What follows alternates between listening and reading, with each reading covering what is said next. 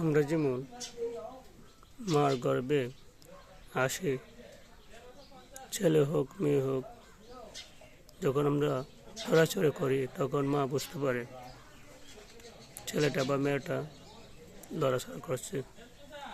তখন আমরা ভগবানের কাছে প্রতিজ্ঞা করি, হে ভগবান, এই অন্ধকার জীবন থেকে আমাকে আলোর পথ দেখাও, আমি তোমাকে স্মরণ করবো এবং তোমাকে। তারপর আমরা যখন এই পৃথিবীর আলো পাই তখন আমরা কান্না করি।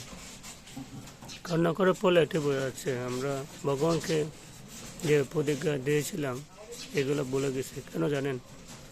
এই যে কান্না করলে একজনে কোলে লয়, একজনে কোলে লইলে কী হয়? কান্না থামে। ও কান্না থামার ফলে আমরা মায়া, যেন মায়া মহব্বত এগুলোর কারণে আস্তে আস্তে আস্তে আস্তে আসে না, আমাদের যে স্মরণশক্তি ছিল এগুলা নষ্ট হয়ে যায়।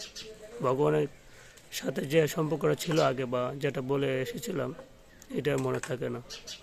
এর জন্য আমরা ভগবানের সাথে সম্পর্কটা বিচ্ছিন্ন হয়ে যায়। আর যখন মা বাবা শিশুকে শেখায় ভগবানকে সম্বন্ধে, তখনই শিশুটা জানতে পারে আসলে কি।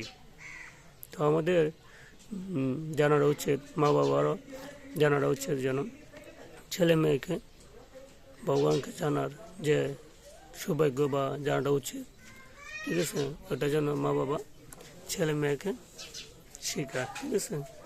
হরিবল। সবাই ভগবানের গুণকীর্তন করবেন। আর ভগবানকে জানার জন্য গীতা, ভাগবত, অনেক গ্রন্থ আছে, এগুলা পড়াশোনা করবেন। তো একটা জিনিস পড়লে আপনি জানতে পারবেন, না পড়লে জানতে পারবেন না। ভগবান জানতে গেলে পড়তে হবে। হরিবল।